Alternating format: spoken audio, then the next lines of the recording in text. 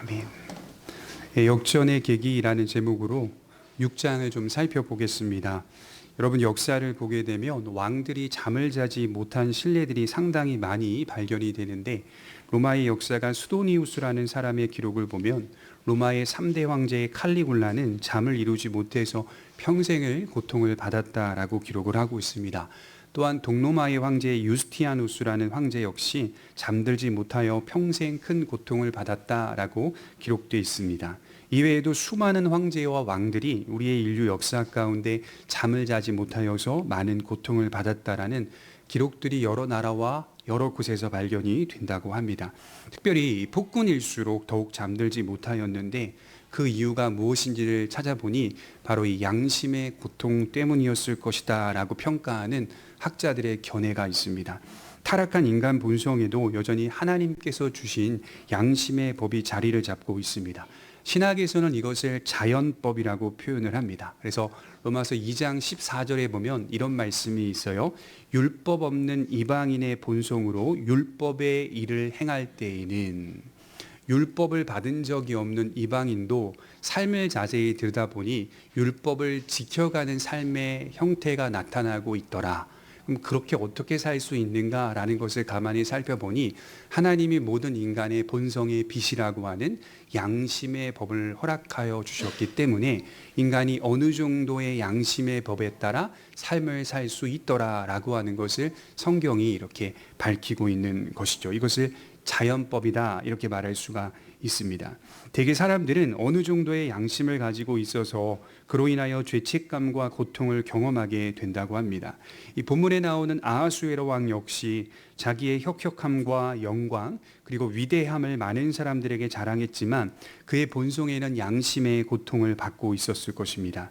우리 그리스도인들 역시 양심의 고통을 받을 수가 있습니다. 그러나 예수를 믿고 나서 우리가 받는 양심의 고통은 그런 정죄의 차원은 결코 아닙니다. 우리도 양심의 고통을 받을 수는 있지만 정죄의 차원으로 받는 것은 아니다라고 하는 것을 말씀을 드리는 거죠. 우리가 경험하는 양심의 고통은 어떤 차원으로 우리에게 다가오냐면 우리 자신을 성화시켜가는 하는 역할을 하고 용서와 은혜와 사랑을 더욱 풍성히 깨닫기 때문에 양심의 고통으로 인하여서 맞닥뜨리는 결과는 그리스도의 평안이라고 말씀을 드릴 수가 있습니다.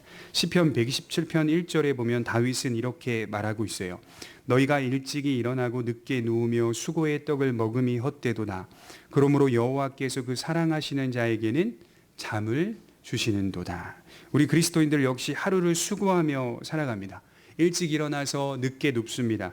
그렇게 인생이라는 수고의 떡을 먹습니다. 어찌 보면 우리도 역시 살다 보면 인생이라는 시간을 헛되게 느낄 때가 있다라고 하는 것이죠.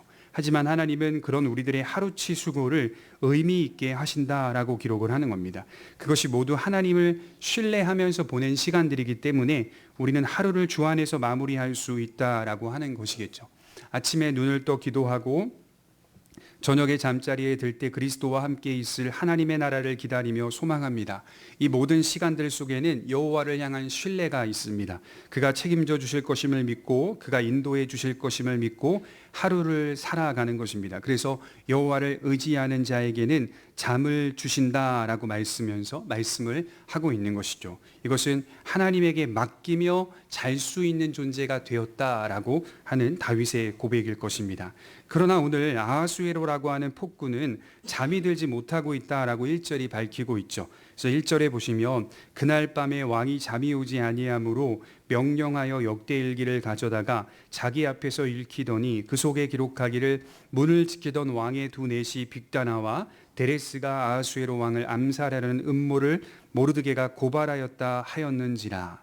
자, 별 생각 없이 읽게 되면 잠이 들지 못하고 있는 왕이 왕궁의 역사일기를 가져다가 읽은 것으로 생각할 수가 있습니다. 여러분, 읽은 시기가 여기 분사 형태로 기록이 되어 있는데 상당히 긴 시간 동안, 그러니까 짧게 읽고 잠들었다는 것이 아니라 새벽 내내 이 역대일기를 읽었다라고 하는 것으로 볼 수가 있습니다. 저자가 이런 이야기를 기록한 이유는 모르드게와 에스더 그리고 모든 유다인들의 구원이 이 사소한 한 사건과 연관돼 있었다라고 하는 사실을 밝히기 위해서입니다. 지금 우연이라고 하는 것이 작용을 하고 있는데 사실 이 우연의 사건은 하나님의 섭리 가운데 있었던 귀한 일이었다라고 하는 사실을 처음부터 밝히고 있는 것이죠. 이 모든 상황들의 주관자요 주권자는 역사의 참된 주인이신 하나님이심을 기록하고 있습니다. 여러분, 여기서 개념을 좀 정리할 필요가 있어요. 하나님의 섭리란 이적과는 다릅니다. 하나님의 섭리는 이적과는 다릅니다. 이적은 초자연적 사건을 의미하는데, 그러나 섭리는 일반 역사 가운데 일어나는 자연스러운 사건이면서도 그 이면에 하나님의 간섭이 포함되어 있는 역사입니다. 이것이 큰 차이입니다. 그래서 세상에 있는 사람들은 그 이면에서 일어나는 하나님의 살아계심을 인정하지 않고 오늘 기록된 이런 사건들을 우연으로 포장을 합니다. 우연으로 정의를 합니다. 그것이 매우 자연스럽고 일반적인 모습을 띠기 때문에 하나님의 역사로 보지 않고 우연으로 본다는 말입니다. 하지만 오늘 자세히 이 사건을 읽어보게 되면 이게 과연 우연일까요? 왕이 잠들지 못했다거나 잠들지 못한 다음에 역대일기를 가져다가 읽게 했다거나 그 읽음을 통하여서 이 모르드게의 사건을 보았다거나 그로 인하여 모르드게의 상급을 베풀었다거나 그 상급을 베푸는 선두주자의 대적 하만이 그 일들을 행한다거나 이런 모든 일들이 과연 우연이라고 말하기에는 상당히 신비스러운 일로 기록이 되고 있다라고 하는 것이죠. 이것을 신학자들은 미묘하게 역사하시는 하나님의 섭리다라고 말씀을 드리는 겁니다. 그 밤에 왕은 잠들지 못했다는 것 역시 하나님의 섭리일 것이고 역대일기가 아닌, 사실은 제가 느끼기에는 1장부터 이 폭군 아하수에로는 책을 읽는 걸 별로 좋아하는 사람이 아닌 것 같았거든요. 왜냐하면 1장, 2장을 보면 유흥을 즐기는 걸 굉장히 좋아했기 때문에 잠이 들지 못하면 술을 먹는 게 맞아요. 차라리 그 사람의 성품에 맞는 거거든요. 근데 유독 이 사람이 오늘은 이상하게 잠들지 못하자 역대일기를 가져오게 하여서 왕궁의 일들을 계속 읽게 했다는 것은, 이것은 하나님이 역사하지 않고서는 이런 일들이 일어나지 않을 것이다 라는 생각들을 하게 되는 것이죠. 왕은 그날 왕궁의 역대일기를 읽고 있습니다. 그리고 하필 5년 전에 왕을 구한 모르드게의 공적을 읽게 되고 있습니다.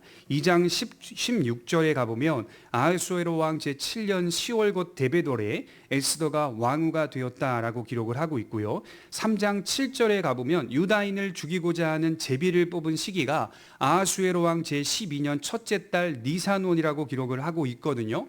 계산을 해보면 5년 전의 일을 지금 읽고 있는 거예요. 쭉 살피다가 5년 전의 일에 탁 멈추게 된 겁니다. 어떻게 모르드게의 공적이 역대일기에 기록될 수 있었을까요? 2장 23절에 보시면 왕 앞에서 그 일을 궁중일기에 자세히 기록하도록 하였다라고 말씀을 하고 있습니다. 에스더는 모르드게의 이름과 그 일에 대해서 자세히 기록하도록 서기관에게 요구했다는 말입니다. 이런 모든 일들이 좋은 시기와 좋은 때에 드러나고 있는 것은 전적인 하나님의 섭리였다라는 것을 부인할 수가 없어요. 그래서 에스더서 전체를 읽어보면 많은 학자들이 어떤 시기에 역전의 일들이 일어나고 있는가라고 했을 때에는 6장에 기록된 왕이 잠들지 못하자 역대일기를 읽었던 이 장면이 에스더서의 가장 중요한 장면이다, 이렇게 평가하고 있어요. 근데 이거 굉장히 사소한 사건이거든요. 오늘 나타나는 이 일은 위대한 일처럼 보이기보다는 우리의 인생대로 보자면 매우 자연스럽고 사소한 일이라는 사실을 발견하게 됩니다. 그래서 우리는 깨닫게 되죠. 하나님의 섭리는 사소한 일 가운데 일어난다. 위대하고 대단하고 특별한 일 가운데 일어나지 않고요, 우리가 살아내는 평범하고도 사소한 일 가운데 하나님의 역사가 일어날 수 있다라고 하는 것이죠. 그래서 성도는 위대한 일을 많이 품고 원대한 계획을 세우는 자들이기보다 하나님의 섭리의 삶을 맡기고 사소한 일들을 믿음 안에서 충성스럽게 감당해내는 사람입니다. 그리고 그 사소한 일들이 결코 사소한 일이 아니라는 사실을 기억하면서 사소함이 곧 하나님을 믿는 믿음 안에서 특별함이 될 수 있다는 사실을 믿으면서 사는 자들입니다. 그래서 우리 여성들이 남편을 위해 집에서 밥을 차려주는 그 행위는 수십 년 동안 반복된 일인 것 같지만 믿음의 사람들은 그 밥을 차려주면서 기억해야 되는 거예요. 사소한 일이 아니다. 우리 남편을 챙기고 사랑하고 보살피는 것은 사소한 일이 아니다. 뿐만 아니라 다른 모든 일들조차도 다 사소하게 우리에게 느껴지지 않기를 바랍니다. 시편 131편 1절에 보면 여호와여 내 마음이 교만하지 아니하고 내 눈이 오만하지 아니하오며 내가 큰 일과 감당하지 못할 놀라운 일을 하려고 힘쓰지 아니하나이다. 내가 큰 일과 감당하지 못할 놀라운 일을 하려고 힘쓰지 않겠다라고 말하는 다윗은 사실은 굉장히 큰 일을 행한 왕이죠. 사실은 다윗은 감당하지 못할 일들을 행했던 왕이라고 볼 수가 있는데 그의 평생의 고백은 나는 큰 일을 행하지 않겠고 나는 감당하지 못할 원대한 계획을 세우지 않겠다라고 고백하고 있다는 것이죠. 굉장히 역설적이지 않아요? 그렇게 본인은 고백을 하고 있는데 하나님은 다윗을 사용하셔서 큰 일을 행하게 하시고 감당하지 못할 놀라운 일들을 이루셨다라고 하는 것이죠. 무슨 핵심이 들어있습니까? 하나님의 마음에 합한 꿈만 꾸었다. 다윗은 그 꿈대로 살았던 사람이에요. 마음에 합한 삶을 살았다. 그렇게 하루가 축적되면서 하나님은 그의 길을 인도하셨고 그의 위치를 정하셨던 것입니다. 세상은 어떻습니까? 큰 일을 계획하라고 부추깁니다. 감당하지 못할 놀라운 일을 꿈꾸라고 말합니다. 그렇지 않으면 작은 사람이 된다고 우리를 계속하여 압박합니다. 불안이 몰려오죠. 괜찮아요. 하지만 성경은 달라요. 성경은 하나님의 섭리를 믿으며 이 세상을 살라라고 말합니다. 내가 대궐문을 지키는 자이든 내가 왕궁에 있는 왕후이든 그것은 아무 상관이 없다라고 성경은 말하고 있어요. 대궐문을 지키는 문지기도 성도이고 왕궁에 있는 왕후도 성도입니다. 그 가치와 평가는 동일하다라고 말씀을 하고 있어요. 하나님이 나를 대궐문을 지키는 문지기로 우리 역사 가운데 우리를 인도하신다면 우리는 그것으로 우리의 일들을 잘 감당하면 됩니다. 그래서 제가 본문을 읽다가 12절에 굉장히 큰 은혜를 받았는데요.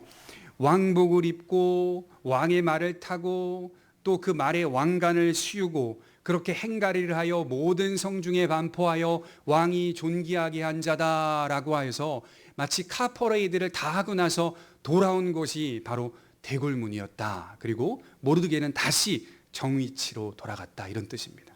본인이 해야 할 그 위치로 돌아갔다. 무슨 일이겠어요? 대궐문을 지키는 문지기의 일로 다시 돌아갔다 이런 뜻을 보이고 있다라고 하는 것이죠. 크게 모르드게에는 그것이 큰 기쁨으로 다가오지 않았다는 게 본래 자기가 해야 할 사명은 대궐문을 지키는 그 정위치였다라고 말씀을 하고 있다는 것입니다. 내가 왕궁에 있는 왕후라면 더 큰 책임을 지고 그 위치를 선용해야 할 것이고 내가 대궐문을 지키는 문지기라면 그 문지기로서 하나님께 만족하며 감사하며 살아갈 수 있다라고 하는 것입니다. 이것이 바로 하나님의 섭리를 믿으며 살아가는 성도의 태도다라고 말씀을 드리는 거예요. 그래서 성도가 하나님의 섭리를 믿는다면 정말 믿는다면 무엇이 우리의 마음에 새겨지냐면 안심할 수 있습니다. 안심이 되는 겁니다. 폭군의 정치 아래에서도 하나님의 간섭이 있다는 사실을 믿고 안심할 수 있습니다. 그의 깊으시고 선하신 뜻이 때로는 필요에 의해서 폭군이나 악한 정권을 땅 위에 한동안 머물게 하실 수 있고 또는 그들을 감동시키셔서 하나님의 일들을 하게 하실 수도 있다라고 하는 사실을 우리가 믿기 때문에 섭리를 믿는다면 안심할 수 있다라고 하는 것이죠. 그래서 오늘 본문을 보시면 하나님께서 왕의 마음에 모르드게를 높여주고 싶은 마음이 들게 하십니다. 여러분 생각해 보십시오. 역대일기를 읽고 그런 일이 있었구나라고 하는 정도로 넘어갈 수도 있는 거예요.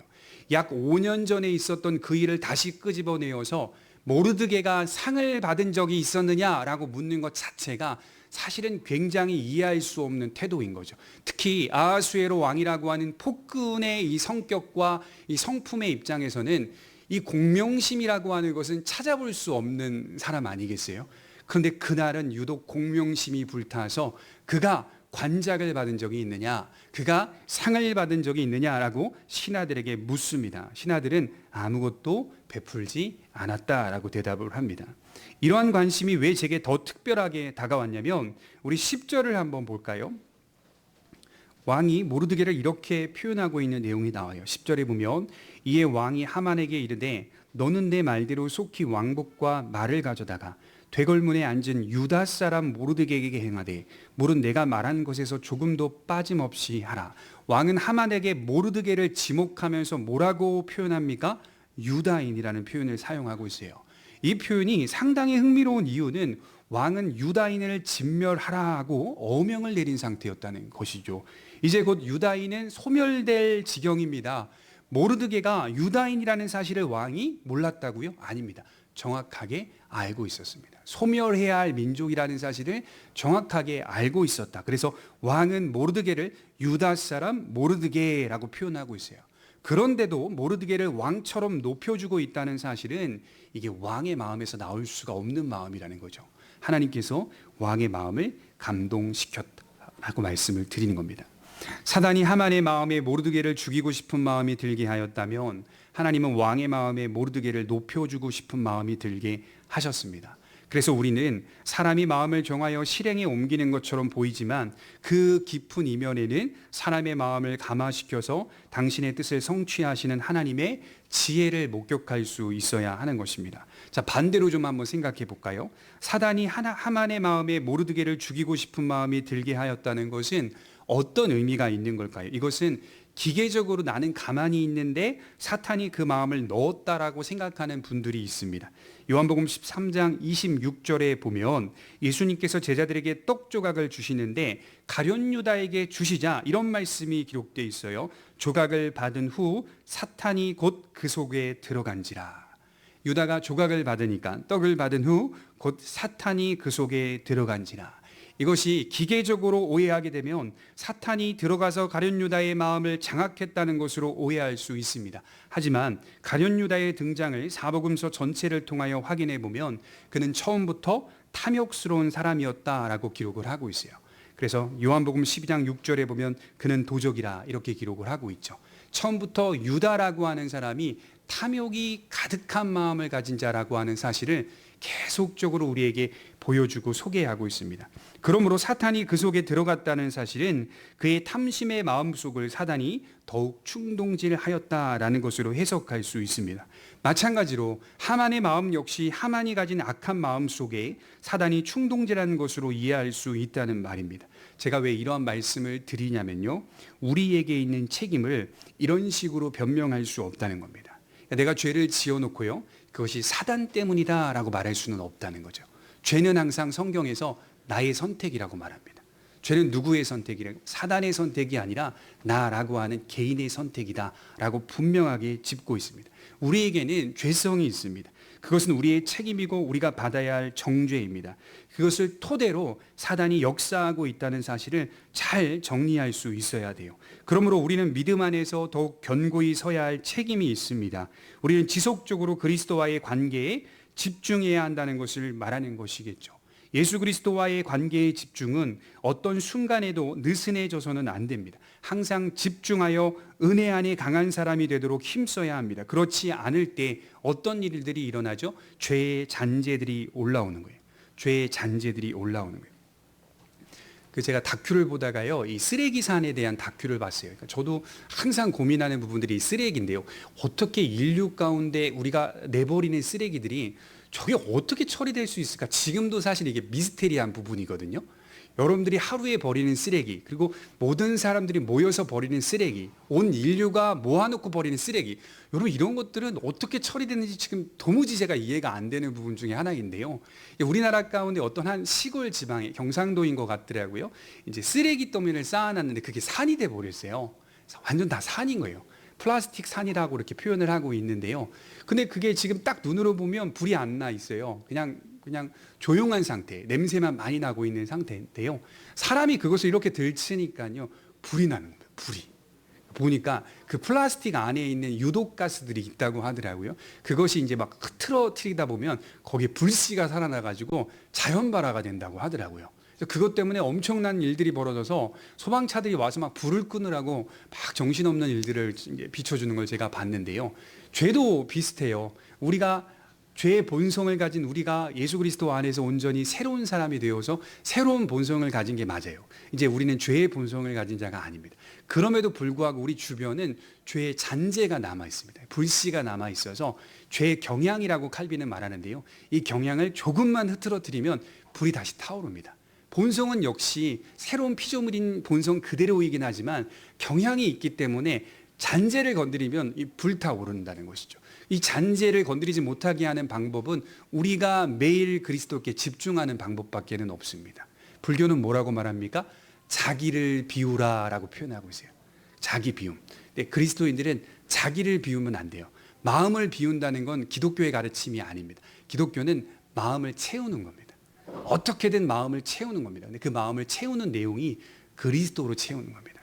예수 안에서 계속 체험을 갖는, 그 체험을 통하여 내가 능력을 얻고 그 안에서 죄를 선택하지 아니하고 죄와 싸워 이기는 삶을 살 수 있다라고 하는 것이 그리스도인들의 마음 체험이다라고 말씀을 드릴 수가 있는 것이죠. 이것은 주님과의 관계가 친밀해지는 것을 의미하고 있는 것이죠. 그래서 예수님을 소개할 때 요한복음 1장 14절에 이렇게 말하죠. 은혜와 진리가 충만하더라. 이게 우리가 닮아가야 될 태도를 말하는 거거든요.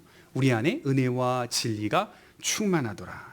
자, 우리가 세 번째로 생각해 볼 수 있는 것은 과연 존귀함이란 무엇인가 라고 하는 질문입니다. 7절에 보면 이렇게 기록이 되어 있죠. 왕께 아뢰되 왕께서 사람을 존귀하게 하시려면 8절 왕께서 입으시는 왕복과 왕께서 타시는 말과 머리에 쓰시는 왕관을 가져다가 그 왕복과 말을 왕의 신하 중 가장 존귀한 자의 손에 맡겨서 왕이 존귀하게 하시기를 원하시는 사람에게 옷을 입히고 말을 태워서 성중 거리로 다니며 그 앞에서 선포하여 이르기를 왕이 존귀하게 하기를 원하시는 사람에게는 이같이 할 것이라 하게 하소서. 왕이 하만에게 물어보고 있는 장면인데요. 존귀하게 하기를 원하는 자에게 어떻게 하기를 원하느냐? 그러자 하만이 말합니다. 그에게 왕복을 입히고 왕관을 씌우고, 여기서 말하는 왕관은 이제 모르드게의 머리에 왕관을 씌운다는 말은 아니고요. 그 왕의 말 위에 말이 씌우는 왕관을 의미하는 겁니다. 왕관은 하나밖에 없기 때문에 왕의 왕관을 벗어서 모르드게에게 씌운다는 의미가 아니라 이제 왕의 말에 씌우고 있는 왕관이 하나 있는데 그것을 지금 가리키고 있는 대목이라고 볼 수가 있겠죠. 하만은 이런 대답을 하면서 뭐라고 표현하냐면 자신을 염두에 두면서 이 말을 하고 있더라라고 기록을 하고 있어요.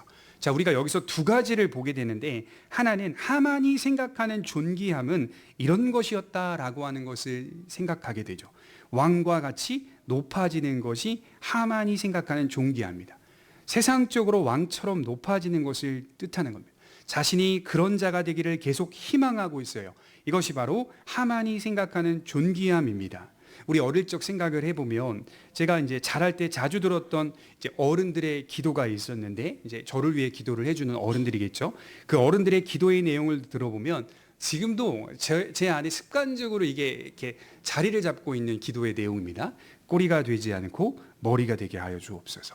다 들어보셨죠? 누군가를 위해 기도할 때, 특히 이제 어른들이 저를 위해 기도할 때, 어렸을 때 늘 언제나 빠지지 않고 기도했던 것들이 꼬리가 되지 않고 머리가 되게 하여 주옵소서. 이렇게 기도를 했다는 말이죠. 목사가 돼서 제가 가만히 생각을 해보니까 이 기도만큼 세속적인 기도가 없어요. 굉장히 세속적인 기도를 지금 자녀들을 축복한다라는 명목으로 하고 있는 겁니다. 마태복음 20장 27절에 보면 너희 중에 누구든지 으뜸이 되고자 하느냐 너희의 종이 되어야 하리라 라고 예수님이 말씀을 하고 있죠. 사실 우리는 우리의 자녀를 놓고 이렇게 기도했어야 맞습니다. 하나님, 이 자녀가 이 세상 속에서 종이 되게 하옵소서, 이 세상에서 꼬리가 되게 하여 주옵소서, 이렇게 기도했어야 맞아요. 주님의 백성들은 이 세상에서 머리가 되는 자들이 아닙니다. 우리는 이 세상에서 꼬리가 되는 사람들입니다. 섬기는 자가 되어야 하리라. 이게 예수님의 말씀입니다. 그것이 천국에서는 큰 자요 으뜸이 되는 자라고 말씀을 하고 있어요.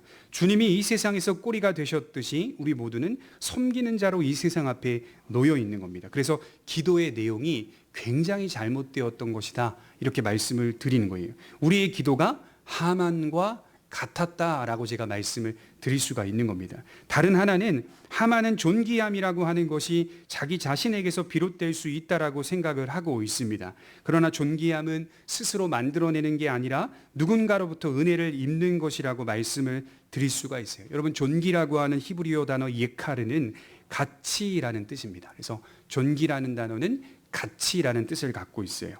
우리의 존재 가치는 입혀지는 겁니다. 내 안에서 비롯되는 것이 아닙니다. 책을 읽다가 이제 어떤 신학자가 쓴 책의 내용 가운데 정체성이라고 하는 주제를 가지고 이렇게 책을 쓴 내용을 보면서 큰 은혜를 받았는데요. 그게 무슨 말이냐면 신자가 직업을 자기 인생의 자기 존재의 정체성으로 갖게 되면 직업이 어떠하냐에 따라서 우쭐해질 수도 있고 직업이 어떠하냐에 따라서 한없이 무너질 수도 있다라고 하는 그 글을 제가 읽었어요. 성도는 어떤 직업에 따라서 자기의 존재와 정체성을 규정해서는 안 된다. 성도는 우리가 그리스도인이라는 변함없는 이 진리 앞에서 우리 자신을 매일 규정할 수 있는 사람이 되어야 한다. 왕후에 있는 이 에스더도 성도이고 대궐문을 지키는 모르드게 역시 문지기이지만 하나님의 백성입니다. 모르드게는 흔들리지 않았어요. 문지기였지만 흔들리지 않았어요. 왜냐하면 자기 존재의 가치와 규정을 직업으로 하고 있지 않았기 때문이죠. 나는 그리스도인이다라고 하는 사실을 분명히 말하는 겁니다. 만일 성도가 성공했다라고 말하는 직업을 통하여 우쭐해지고 있다면 그것은 성도를 한없이 무너뜨리게 하는 꼴이 된다. 이유는 우쭐해지고 있는 그 성도의 마음에 자기 자신으로 가득 차 있기 때문에 이렇게 표현을 하고 있더라고요. 그러니까 우쭐해지면 그 마음이 어떻다는 거예요? 자기 자신으로 가득 차 있다는 거예요. 자기 자신으로. 그리고 만일 그 직업이 자기가 보기에 부끄럽고 수치스러운 직업, 실패했다라고 말하는 직업이라고 한다면 또 자기 자신으로 말미암아 비롯된 것이기 때문에 한없이 무너지게 되기 때문에 둘 다 직업을 통하여 자기 존재의 가치를 규정하는 건 둘 다 망하는 길이다. 이렇게 표현을 하고 있더라고요. 여러분, 우리는 그리스도인이라고 하는 가치가 있습니다.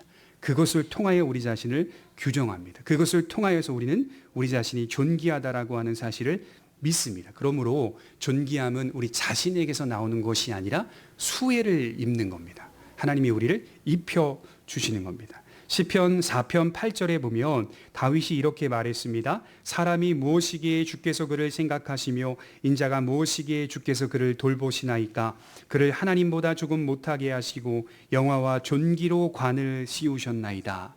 자기를 보니까 자기는 존귀한 자라고 말할 수 있는 처지가 아니었다는 걸 깨달은 거예요. 그렇지만 하나님의 나에게 존귀의 관을 입혀주심을 통하여 나는 존귀한 자가 됐다는 이 분명한 사실을 다윗이 자기 존재를 올리고 있는 것을 보게 되는 것이죠. 자기의 처지와 형편은 결코 아니었습니다. 우리는 그럴 만한 형편이 아닙니다. 그러나 다윗은 하나님이 입혀주신 존귀함을 통하여 자기의 존재를 확인하면서 소망을 갖게 되는 겁니다. 그래서 혜택을 입었다는 것은 무슨 뜻일까요? 교만할 수 없다는 말입니다. 누군가 나에게 그런 옷을 입혔다는 것은 우리 자신이 교만해질 수 없다라고 하는 근거를 마련했다는 뜻입니다. 죄만 나오는 우리의 존재가 어찌 존귀한 자라고 말할 수 있겠습니까? 예수님의 의를 입어 창조를 바라보니 하나님의 존귀가 우리들에게 씌워져 있다는 사실을 비로소 발견하게 되는 겁니다.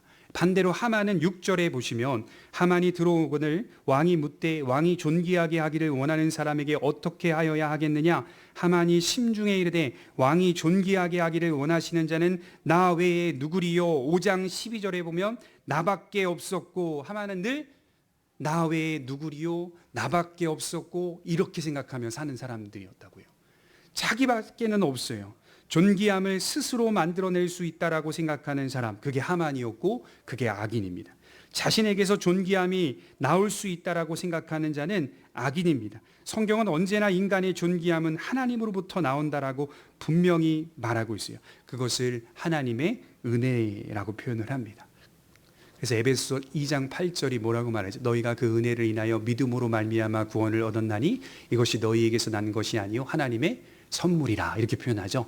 그 말씀은 이중 은혜를 말하고 있어요. 은혜로 구원받았지만 그 은혜로 구원받는데 믿음으로 말미암아, 믿음이 사용되어 구원을 이루었는데 그 믿음조차도 은혜였다. 그래서 이중 은혜를 말하는 거예요. 이것도 은혜였고 저것도 은혜였다라고 하는 것이 이중 은혜다라고 말씀을 드리는 겁니다. 그래서 우리는 다 그렇게 은혜 받은 자로 살아가고 있습니다. 여러분, 우리가 존귀한 이유 중에 핵심이 무엇입니까?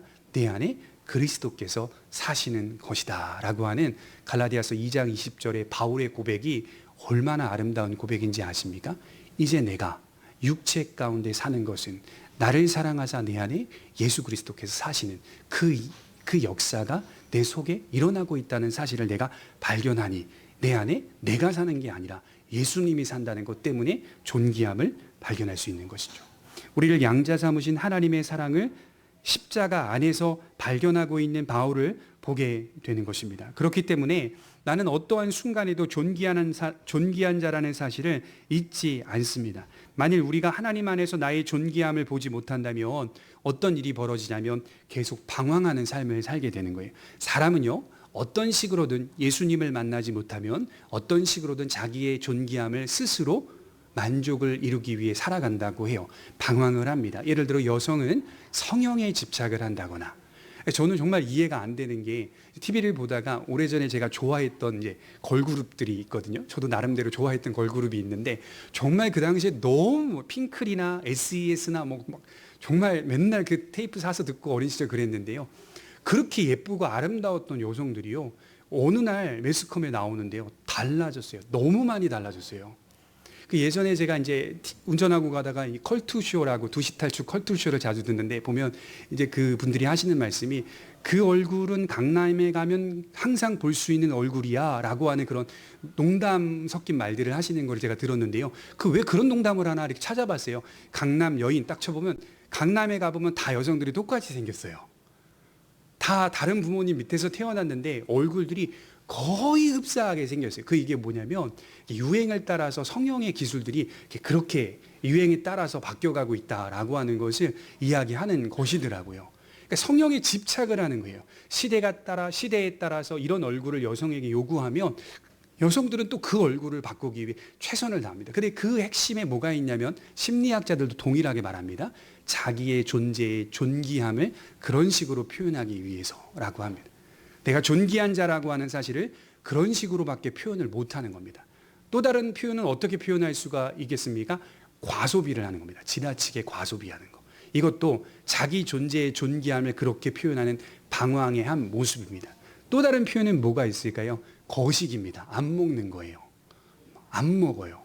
어떻게든 안 먹어서 스스로의 모습을 존귀한 모습으로 드러내 보이기 위해서 거식하는 행위도 이게 굉장히 방황하는 행위라고 말을 하고 있더라고요. 여러분, 예수님을 믿는 사람들은 그렇지 않아요. 이런 것을 통하여 자기의 존재의 존귀함을 드러내지 않고 그리스도 안에 존귀한 자라는 사실을 발견했기 때문에 세상이 말하는 성공과 실패로 자기를 가늠하고 자기를 평가하지 아니하고 날마다 매일 예수 그리스도 안에 친밀한 관계 가운데서 내 영혼이 평안을 누리고 안식할 수 있게 된다는 것이죠.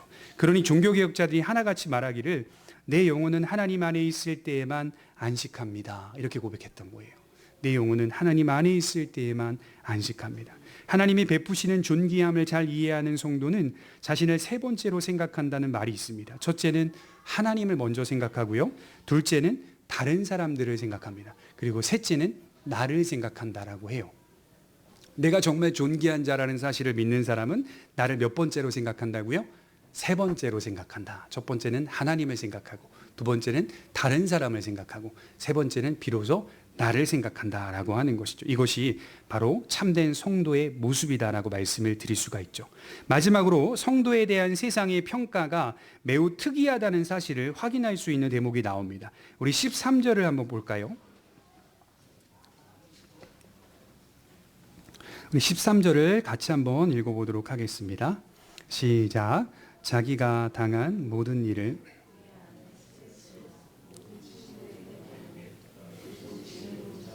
그의 아내 세레스가 이르되 모르드게가 과연 유다 사람의 후손이며 당신이 그 앞에서 굴욕을 당하기 시작하였으니 능히 그를 이기지 못하고 분명히 그 앞에 엎드러지리이다. 이제 하만이 왕의 명령대로 모르드게에게 왕복을 입히고 왕관을 씌우고 왕의 말에 태워서 성중거리를 돌면서 왕과 같이 존귀한 자라는 사실을 반포합니다. 하만이 모르드게를 높이는 이 일에 앞장서게 된 것이겠죠. 얼마나 황당했겠습니까? 그래서 본문 12절에 보면 하만이 번뇌하고 머리를 싸서 집으로 돌아왔다라 기록이 되어 있는데, 이게 히브리어의 지역을 해보면 하만이 심히 애통했다라고 하는 뜻이라고 합니다.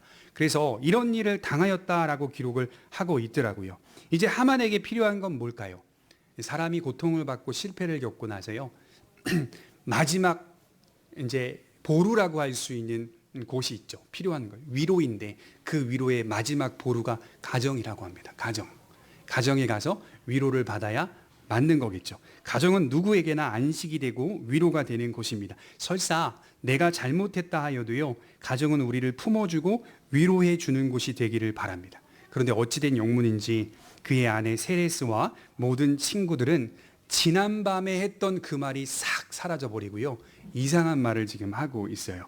이런 사실을 듣고 직감적으로 말하기를 13절, 당신은 유다인 모르드게 앞에서 굴욕을 당하기 시작하였으니 이제 그에게 맞설 수 없고 틀림없이 망할 것입니다 라고 말을 하고 있습니다. 하만은 어떤 사람입니까? 가정에서도 위로받지 못하고 인정받지 못하는 가장 낮고 불쌍하고 천한 사람이었다라고 하는 사실을 풍자적으로 기록을 하고 있습니다. 본인 스스로는 나는 가장 존귀한 자라고 외치며 살았던 사람이었겠죠. 우린 여기서 그의 아내 세레스와 친구들 가운데 지혜로운 친구가 한 말을 유심히 들여다볼 필요가 있어요. 모르드게를 이길 수 없는 이유가 무엇 때문이라고 말하죠? 그가 바로 유다인이기 때문에 너는 결코 이길 수 없고 너는 그 앞에서 엎드러지게 될 것이다. 자, 성경 속에는 하나님의 백성들을 여러 각도로 묘사하는 장면이 나오는데요, 특별히 대적들이 하나님의 백성들을 조롱할 때 하나님의 백성들은 지극히 약하고 작으며 힘이 없는 자들이라고 고백하고 외치는 대적들의 모습들을 자주 목격을 하게 됩니다. 대표적으로 골리앗이 이스라엘 백성들을 향하여 외쳤던 조롱이 그렇습니다. 하나님의 백성들이라고 이 작은 자들아, 천한 자들아, 용기가 있다면 나와서 싸워봐라, 조롱하고 힘없는 자처럼 이렇게 규정하고 있다는 것이죠. 그런데 여러분, 이런 것도 있습니다. 때로는 그런 대적들조차도 하나님의 백성들이 결코 약하지 않다는 것을 인식하게 되는 경우도 있습니다. 작고 약하다고 조롱하면서 어느 때에는 그 어떤 국가보다, 그 어떤 민족보다, 그 어떤 사람보다 강하다고 인정해주는 본문들도 기록이 되어 있더라고요. 왜 이렇게 원수들은 앞뒤가 맞지 않는 말을 하는 걸까요? 여러분, 바울도 이와 흡사한 말씀을 했던 기록이 있는데요, 고린도전서 1장 26절에 보면 형제들아 너희를 부르심을 보라. 육체를 따라 지혜로운 자가 많지 아니하며 능한 자가 많지 아니하며 문벌 좋은 자가 많지 아니하도다. 그러나 하나님께서 세상에 미련한 것들을 택하사 지혜 있는 자들을 부끄럽게 하려 하시고 세상에 약한 것들을 택하사 강한 것들을 부끄럽게 하려 하시며. 바울은 하나님의 부르심을 받은 모든 성도는 사실은 그 누구보다도 약하고 작으며 지혜 없는 자임을 말해주고 있습니다. 그리고 이런 약한 우리들을 택하신 목적은 세상의 지혜를 폐하려 하시기 위함이라고 말씀을 합니다. 이것은 결국 이 약하고 작은 자들이 하나님의 함께 하심을 통하여 강한 자가 된다는 약속입니다. 그래서 세상은 기본적으로 우리를 향해 약한 자, 작은 자, 없는 자라고 조롱을 합니다. 약하니까 예수 믿지. 얼마 전에도 제 친구랑 동창하고 전화통화했는데, 야, 너 교회 나와야지, 예수 믿어야지. 야, 그거는 약한 사람이나 믿는 거야. 다 제 친구들이 그래요. 학창시절 친구들이. 약하니까 예수 믿지, 약하니까 신앙생활하지, 어리석고 멍청한 사람들, 미련한 사람들, 이렇게 보고 있는 것이 세상의 모습이더라고요. 그러나 어느 때에 그들은 전화를 저한테 합니다. 두성아, 기도 좀 해줘. 그렇게 말했던 친구가 저한테 전화를 해요. 두성아, 기도 좀 해줘. 내가 식당을 차렸는데 내가 다시 이제 직업을 복귀해야 되는데 코로나 때문에 복귀를 못하고 지금 내가 택배 일하고 있는데 다시 복귀할 수 있도록 기도 좀 부탁해. 약하니까 예수 믿는 거지, 너희들 그렇게 약한 자들이잖아, 이렇게 했던 친구가 때에 따라 어려움을 만날 때 다시 전화해서 나를 위해 좀 기도 좀 해줘라, 부탁한다, 이렇게 하고 있더라고요. 우리와 함께 하시는 하나님을 알게 모르게 그들도 알고 있기 때문입니다. 그 안에 담긴 예수 그리스도의 진리가 이 세상의 지혜를 패한다는 사실을 직감적으로 원수들도 느끼게 된다는 말입니다. 고린도전서 1장 25절에 보면 하나님의 미련한 것이 사람보다 지혜 있고 하나님의 약한 것이 사람보다 강하니라. 하나님과 함께하는 신자는 결코 약하거나 작지 않다는 말입니다. 일전에 그의 아내 세레스와 친구들은 25m나 되는 장대를 세워서 거기에 모르드게를 꽂으라고 하였습니다. 그러나 지금은 전혀 다른 대답을 하고 있어요. 직감적으로 그들은 그 나무에 나의 남편 하만이, 나의 친구 하만이 매달리게 될 것을 예견하고 있습니다. 이스라엘 주변 국가들이 이스라엘을 두려워했던 이유가 뭘까요? 성경을 보면 유독 이스라엘을 두려워했던 국가들이 많이 기록이 되어 있더라고요. 왜 두려워했을까요? 이스라엘의 능력이 그들의 많음 때문이 아니라, 그들의 강함 때문이 아니라, 그들의 군사 때문이 아니라 오직 그들과 함께 하시는 하나님으로부터 나오기 때문입니다. 그래서 주변의 많은 국가들이 두려워하고 무서워할 때도 있더라라고 하는 것입니다. 여러분, 이 사사기 읽어보면 특별히 대표적으로 7장 1절에 기드온이 미디안이라고 하는 민족을 진멸해 갈 때, 진멸 전에 이 미디안의 군사들이 스스로 겁먹고 있는 장면이 기록되어 있습니다. 우리는 질 거야. 여러분, 미디안이 정말 모래같이 많았다라고 성경은 기록하고 있거든요. 질 수가 없는 상황인데 미디안의 군사들이 하나 둘씩 겁을 먹고 두려워 벌벌 떨고 있습니다. 그 이유가 이스라엘 백성들과 함께 하시는 하나님을 직감했기 때문입니다. 하나님이 저들과 함께 계신다라고 하는 것이죠. 그래서 우리들의 믿음이 이와 같은 성격을 띈다라고 볼 수가 있어요. 우리 자신을 볼 때에는 약한 자가 맞아요. 작은 자가 맞아요. 그래서 제가 친구들이 저를 그렇게 조롱할 때 저 그렇게 말합니다. 야, 약하니까 예수 믿지? 그럼 저 뭐라고 말하는지 아세요? 아니야, 얼마나 내가 강한데, 이렇게 안 해요. 맞아, 되게 약하거든 내가. 이렇게 얘기하거든요. 맞아, 나 되게 미련하고 엄청 약하거든. 약하니까 예수 믿는 게 맞아. 제가 그렇게 얘기를 해요. 너네들도 약하잖아. 니네 삶을 살다가 얼마나 약한 일들을 많이 경험하냐. 약하니까 예수 믿어야지. 이렇게 얘기하면 아무 말도 못합니다. 아무 말도 못해요. 우리가 그걸 인정해 주면 돼요. 우리를 조롱합니까? 그 조롱을 그냥 받아내면 됩니다. 나 약하고 나 작고 두려움 많은 사람이야. 우리는 그것을 기분 나쁘게 생각하기보다 솔직하게 맞다라고 인정하는 것이 강함의 시작입니다. 거기서부터 시작이 되는 거예요. 우리와 함께 하시는 하나님은 우리의 그런 겸손을 들어서 사용하신다라고 성경은 말해요. 그래서 우리는 한편에서 조롱 섞인 말로 약한 자, 작은 자라고 멸시를 당할 수도 있지만, 다른 한편에서는 세상을 능히 이기는 강한 자라고 인식이 되기도 하는 것입니다. 나 기도했으니까 두렵지 않아, 이렇게 말하는 사람들 제가 많이 봤습니다. 근데 이렇게 말하는 것이 틀린 말은 아니지만, 그렇게 고백하는 사람들이 조심해야 될 것은 나 오늘 기도했으니까 두렵지 않아, 이렇게 말하는 그 말 속에 내가 어떤 기도의 횟수를 채웠으니까 이제 안심해도 돼, 이렇게 말하고 있다면 이게 잘못된 거라는 거예요. 형식에 만족이 되었다. 내가 그 형식을 지켰기 때문에 나는 만족할 수 있어. 이렇게 하는 차원에서 난 기도했으니까 난 두렵지 않아, 이렇게 말하면 안 되는 거예요. 목사님들이 이렇게 실수를 많이 할 때가 있거든요. 이제 우리 연세 드신 우리 노예의 시찰 속의 목사님이 어느 날 저한테 전화를 했는데 어떤 일의 결정을 번복을 하시더라고요. 지난번 이렇게 결정을 했는데 저는 이제 따라줘야 되니까, 서기이니까 따라줘야 되니까 그 번복된 그 일들, 그러면 그렇게 진행을 하도록 하겠습니다 하고 이렇게 진행을 하고 있었는데 다시 전화를 하셔서 다시 반대쪽으로 또 번복을 해버리시는 거예요. 이제 번복을 하니까 그 번복한 것 때문에 영향이 일파만파 있었어요. 여러 가지 목사님들하고 또 통화를 해야 되고 막 여러 가지 문제들이 이제 있었는데, 이분이 그 번복하는 과정에 저한테 전화를 하고 뭐라고 말씀을 하시냐면 기도하고 이런 말을 드리는 겁니다. 이렇게 말씀을 하시더라고요. 지금 바로 예배당에 가서 기도하고 이런 말씀을 드리는 겁니다. 이런 표현들을 자주 사용을 하시는 분이기는 하는데요. 근데 그런 이야기를 제가 들으면요, 약간 느낌이 어떻게 오냐면 맞는 말이기도 하지만 뭔가 이상하다, 이런 생각이 들어요. 기도했으니까 이렇게 내가 내 마음대로 결정하면 그게 하나님의 뜻이다, 이렇게 생각하는 것도 또 올바른 건 아니잖아요. 그럼 지난번에는 기도를 안 했기 때문에 이렇게 결정했나? 또 이제 제 나름대로 자꾸 이제 의문이 드는 거죠. 그러니까 기도라고 하는 것이 우리에게 안심이 되려면 기도의 횟수를 채운다거나 기도의 형식의 만족을 이렇게 누린다거나 하여서 거기서 오는 안심함이 아니라, 제가 개인적으로 느끼는 기도를 통하여 두려움이 잠식되고 내 안에 평안을 누릴 때에는 어떨 때냐면 내 삶을 진심으로 하나님 앞에 맡길 때, 정말 철저히 하나님을 신뢰합니다.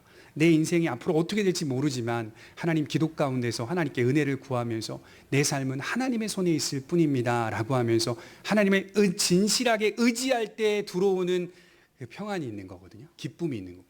그러니까 그때 우리가 고백하는 게 나 기도했으니까 두렵지 않아, 이렇게 고백하고 있다면 그것은 맞는 고백이 되는 거예요. 그렇지만 내가 매일매일 기도하는 형식을 채우는 것으로 내가 만족하여 난 두렵지 않다라고 외치고 있다면 그건 조금은 바른 기도의 모습이 아닐 수 있다라고 제가 말씀을 드리는 겁니다. 우리 결론을 보면 14절에 보면 하만이 이제 에스더가 깔아놓은 계획 안으로 빨려 들어가고 있는 장면을 목격하게 됩니다. 14절에 보시면 아직 말이 그치지 아니하여서 왕의 내시들이 이르러 하만을 데리고 에스더가 베푼 잔치에 빨리 나아가니라. 자, 하만의 귀에 아내 세레스와 친구들이 한 그 예견이 아직도 쟁쟁하게 울려 퍼지고 있을 때에 에스더가 깔아놓은 계획 속으로 빨려 들어가고 있는 장면으로 6장이 마무리되고 있어요. 그래서 저는 이 마지막 장면에서 저의 현실과 또 우리의 현실과 우리의 삶의 소망을 보게 됩니다. 불리한 처지와 형편이라 하여도 결국 하나님께서 원수들을, 대적들을 냉혹하게 급히 몰아갈 것을 저는 믿습니다. 그래서 여러분, 하나님이 우리를 구원하신다는 것은요, 그때 한 번으로 그치는 일이 아니다. 꼭 기억하셨으면 좋겠어요. 여러분들을 구원하시는 것은 그때 한 번으로 그치는 일이 아니라 여전히 계속되는 일이다. 여전히 계속되고 있다는 사실. 그래요. 조금은 불리한 처지에 있을 수도 있어요. 하지만 결국은 하나님의 섭리 가운데 우리가 목격하고 목도할 것은 원수들이 급히 하나님의 뜻과 계획 속으로 빨려 들어가고 있는 그런 역사를 우리가 보게 될 것입니다. 그래서 한 주간 또 힘들고 바쁘게 살아가실 텐데요. 기억하셔야 할 것은 우리의 믿음이 결코 약하거나 작지 않다는 것을 확인하고 깨닫는 한 주간의 삶이 되시기를 주님의 이름으로 축원합니다. 기도하겠습니다.